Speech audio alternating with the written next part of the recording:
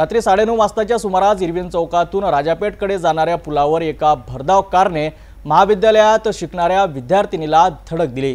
Car चालक दारूच्या नशेत बेधुंद अवस्थेत होता। या घटनेमुळे परिसरात एकच खळबळ उडाली आहे। अमरावती शहरातील इरविन चौक ते राजापेठ या दिशेने जाणाऱ्या पुलावर 15 जुलैच्या रात्री 9:30 वाजताच्या सुमारास एक भीषण अपघात घडलाय। एका 4 व्हीलर कारने ऍक्टिव्हा मोपेडवर प्रवास करणाऱ्या एका महाविद्यालयीन विद्यार्थिनीला जोरदार धडक दिली आहे। या धडकेत विद्यार्थिनी गंभीर जखमी झाली आहे। प्रत्यक्षदर्शींच्या माहितीनुसार कार चालक दारूच्या नशेत पूर्णपणे बेधुंद अवस्थेत होता। अपघातानंतरही तो घटनास्थळीच कारच्या दरवाजाला वारंवार उघड बंद करत होता। या घटनेची माहिती मिळताच काही सामाजिक कार्यकर्त्यांनी तात्काळ धाव घेतली आणि जखमी विद्यार्थिनीला तातडीने उपचारासाठी रुग्णालयात दाखल केलेत। त्यांच्या सतर्कतेमुळे विद्यार्थिनीला वेळेवर वैद्यकीय मदत मिळाली। या घटनेची माहिती सिटी कोतवाली पोलिसांना मिळताच पोलीस पथक तात्काळ घटनास्थळी दाखल झालेत।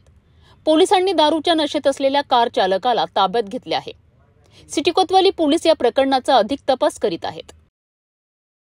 ही अत्यंत दुर्दैवी घटना आहे, ज्यामुळे पुन्हा एकदा दारू पिऊन वाहन चालविण्याच्या धोक्यावर प्रकाश टाकला गेला आहे। अमरावती पोलीस या प्रकरणी पुढील तपास करीत असून दोषींवर कठोर कारवाई केली जाईल अशी अपेक्षा आहे।